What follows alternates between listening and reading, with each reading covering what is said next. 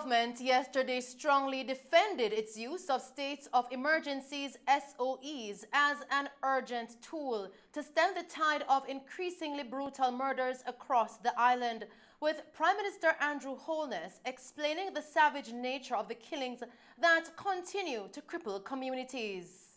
We have decided to recommend the declaration of SOEs, having regard to the increase in murders compared year on year, both in the communities in which we have declared them and nationally.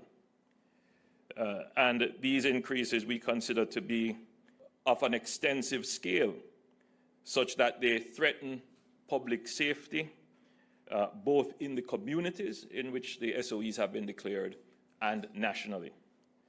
But more than that, we have decided to declare the SOEs because of the nature and frequency of the violence surrounding the murders and other crimes.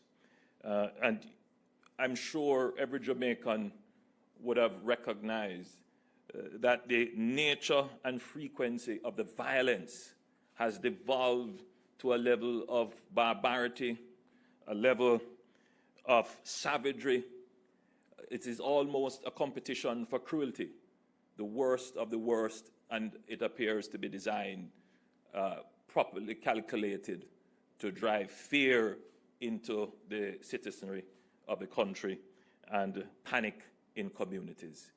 Prime Minister Holness yesterday announced states of public emergencies in 3 western parishes and sections of the corporate area, spanning 7 police divisions that took effect at midnight. States of public emergencies were declared in the police divisions of St. James, Westmoreland, and Hanover. These 3 are termed the tri-parish SOEs. And in the corporate area, the St. Andrew South Police Division, the Kingston West Police Division, the Kingston Central Police Division, and the Kingston East Police Division. All of these divisions have seen increases ranging from 16% to 57%. All have murder rates per 100,000 in excess of the regional average, which is 15%. In fact, the murder rate per 100,000 in these divisions range from a low of approximately 47 per 100,000 to 190 per 100,000. The government cannot remain crippled. It cannot see these things happening and not take action. So this morning, we are announcing the declaration of states of public emergencies. Additionally, the Prime Minister noted that the security forces and, by extension, the government have worked to acquire the necessary resources to tackle crime. However, it is now the social issue of the culture of violence to which we must altogether focus our attention. The Commissioner of Police, the Minister of National Security, the Chief of Defense Staff have all been doing, in my judgment and grading, a very good job with the resources that they have and the particular circumstances which are, in some instances, unique to Jamaica and very extreme, that they have been doing a very good job in tackling the issues. There are, however, some issues that are over and above the capacity of regular law enforcement to address. This is not a new point that I have made, and this is not a point to be taken in a political way. There are circumstances that whoever is the government, whichever government, the nature of our crime and the nature of our violence is such that it is over and above the capacity of the existing institutions of the state to address. The government has been in a political debate, particularly with the opposition, regarding how we can increase the immediate capacity of the state to respond to the scale of the increase in crime and the nature of the violence in crime. We have pioneered the use of the SOE in responding to what can only be described as a national emergency. Deputy Prime Minister and Minister of National Security Dr. Horace Chang noted that the SOEs aim to restore normalcy in the targeted communities and protect the lives of the law-abiding citizens. State of public emergency is a legitimate security measure that provides immediate reduction on criminal violence in a community. It's a strategic tool that saves the lives, reduces homicide rapidly, and provides reprieve to the families who live in a permanent state of fear because of the brutality and brazen actions of violence producers in several communities named. The state of public emergency is just one of the tools that the security forces utilize to stem the higher rates of homicides, stop the bloodletting, and create a space for normal policing operations. The state of emergency within the area is to restore some sense of normalcy for these families so they can feel safe enough to walk through their communities without fear of gang reprisals. The children can sleep comfortable, do their homework without the sound of gunshots. The state of public emergency is for these people, our people, who deserve to live in an environment that is free of criminal violence.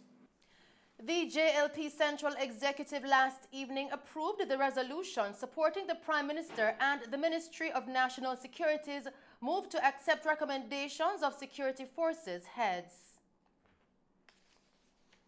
In the meantime, Police Commissioner Major General Anthony Anderson during yesterday's press conference said that Jamaica's homicide rate remains within the top 5 countries in the world, and that the loss of life of Jamaicans, largely to members of criminal gangs, accounts for approximately 70% of all murders. So despite continued police action against offenders, violent offenders, prosecutions of criminal gangs and gang members, the persistent epidemic of violence continues. Criminals armed with illegal firearms continue to kill our people. We have a murder rate that persists at a level of 3 times our regional average and 8 times the global average.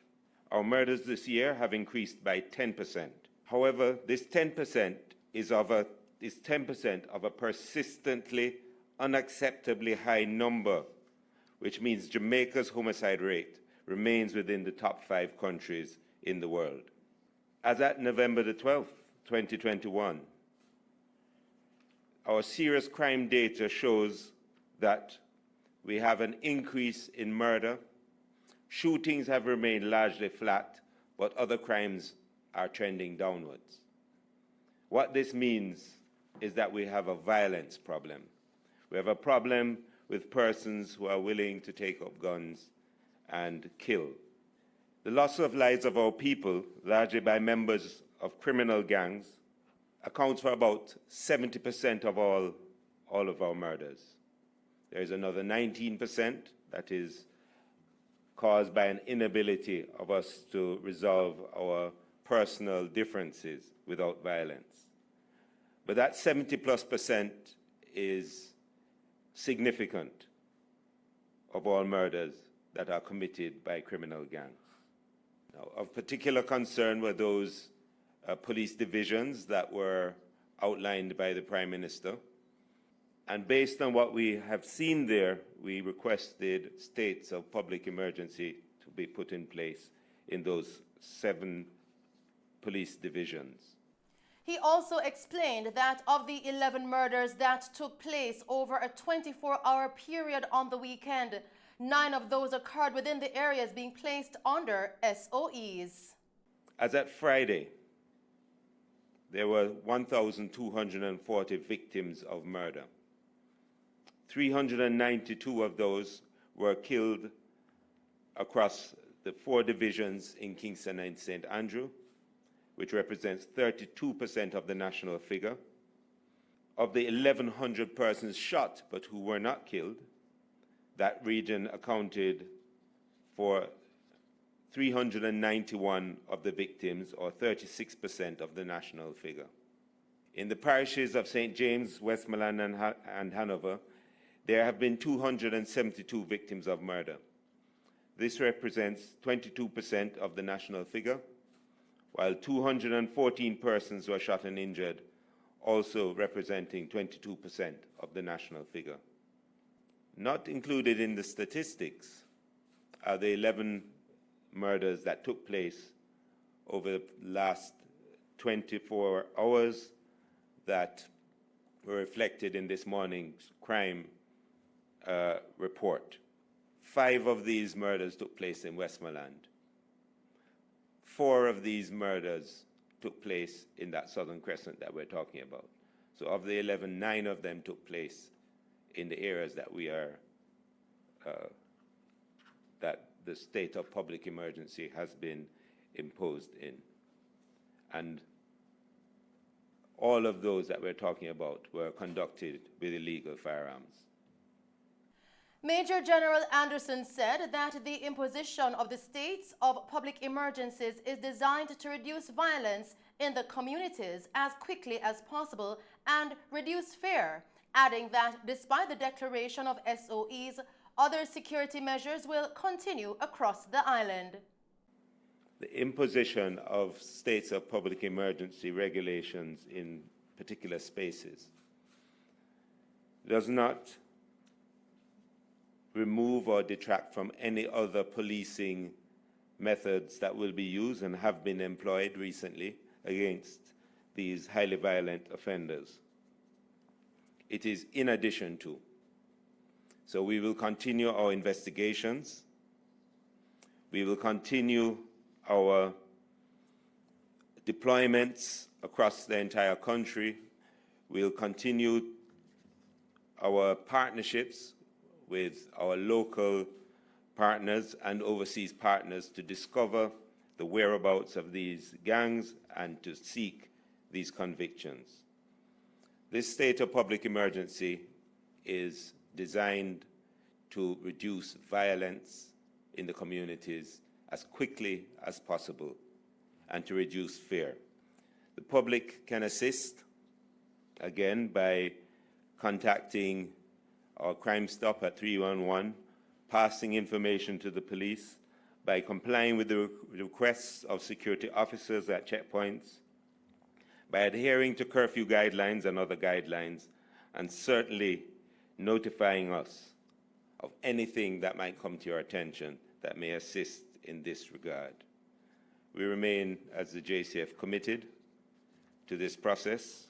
Our officers have demonstrated their commitment to, as best as possible, using all the tools that we have to keep Jamaica safe. Chief of Defense Staff Lieutenant General Rocky Meade said the spike in violent crimes has proven to be well beyond the sphere of normal routine policing, noting that the JDF can more effectively assist the JCF with the additional powers.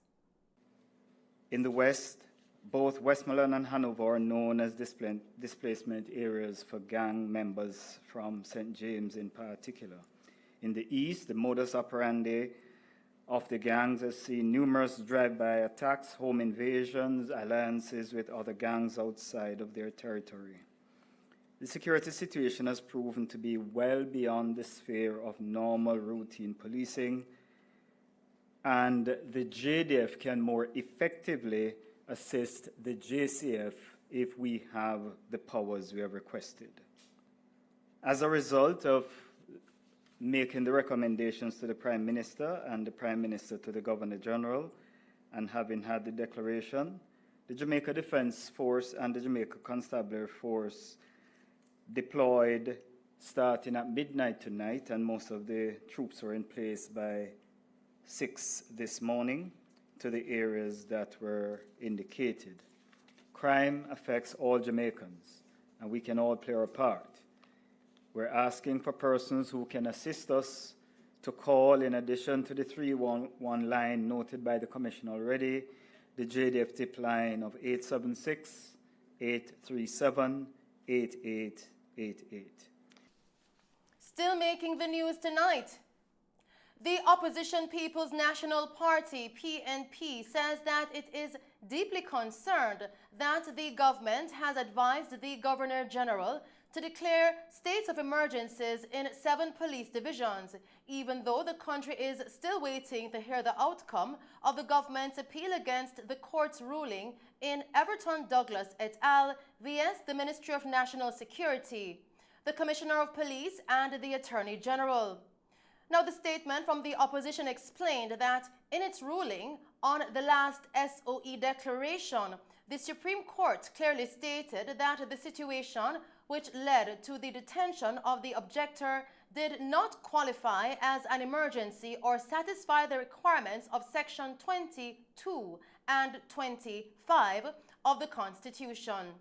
The PNP went on to explain that a state of emergency allows persons to be detained on a long-term basis without charge, and that this is not allowed in ordinary policing.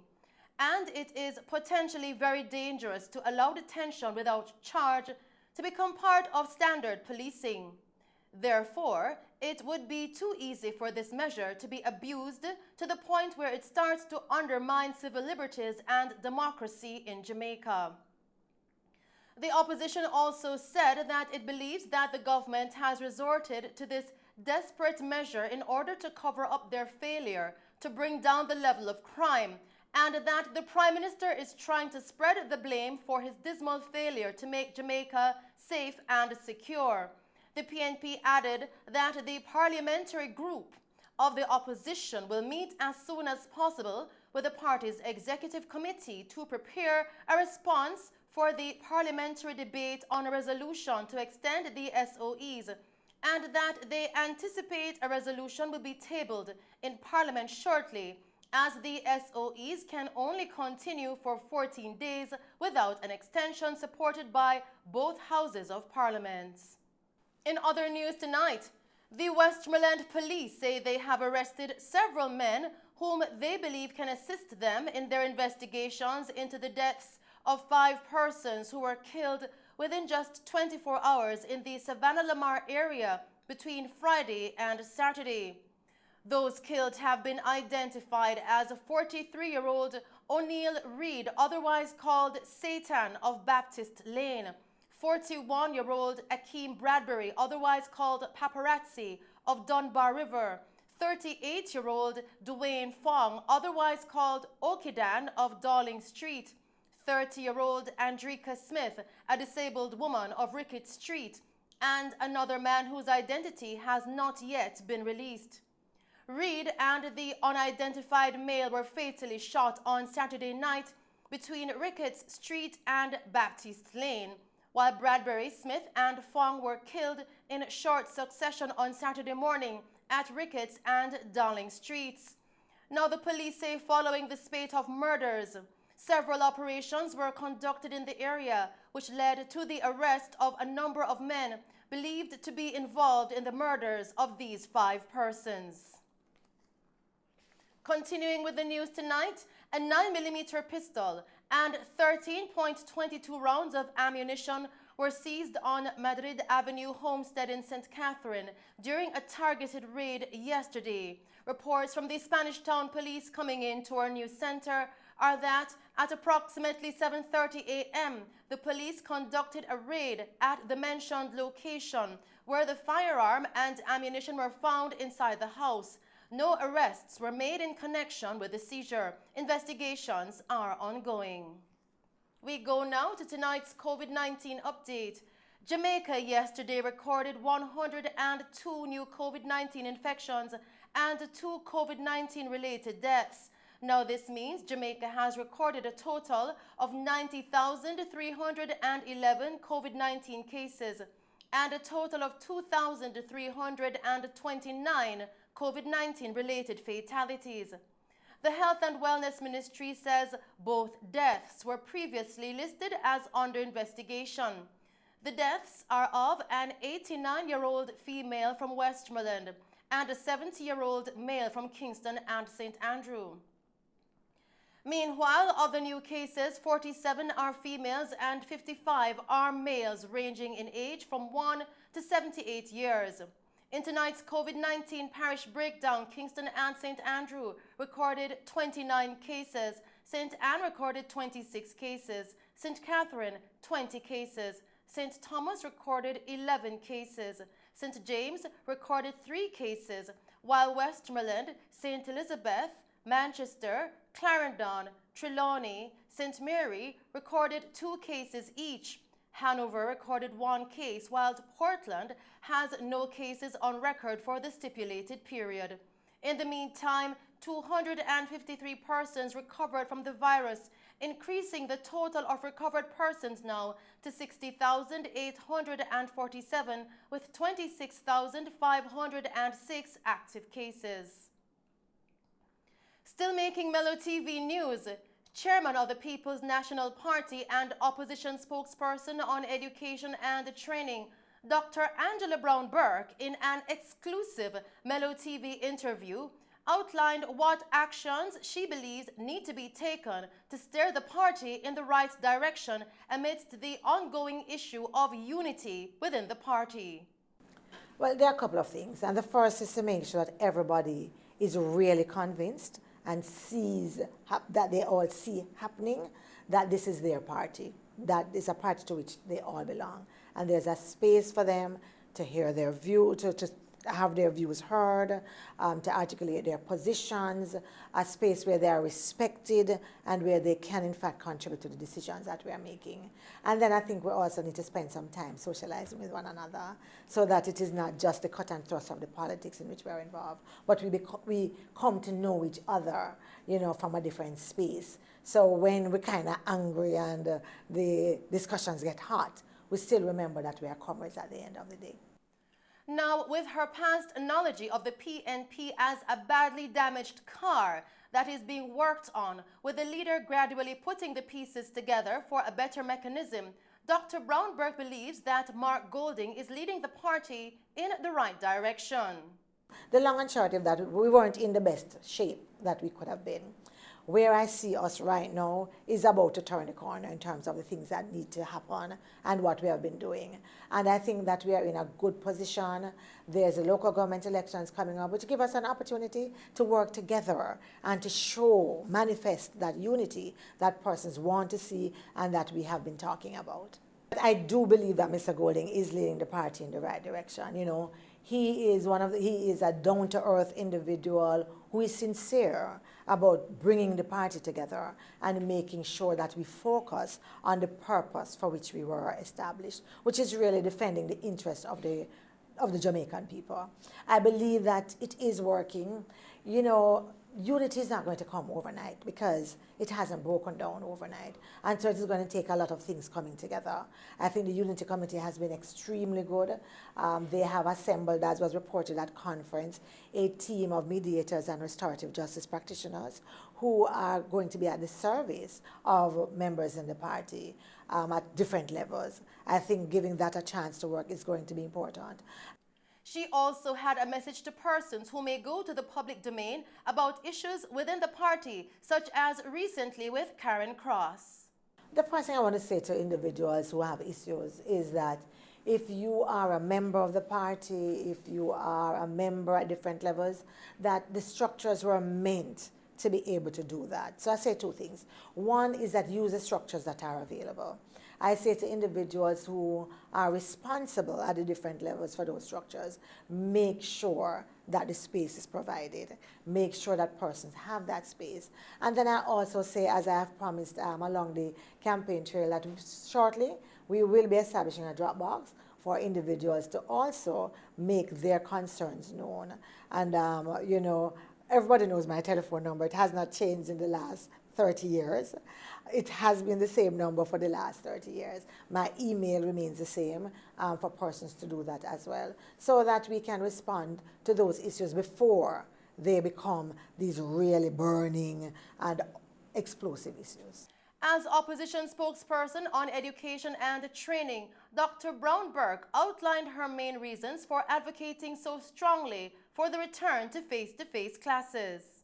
You know, it's really the experience of what I've seen, both in the constituency I represent and just going around talking to teachers, talking to parents, talking to students, and also just reading what has been happening in other jurisdictions and the reports that are out there about how badly we have been doing.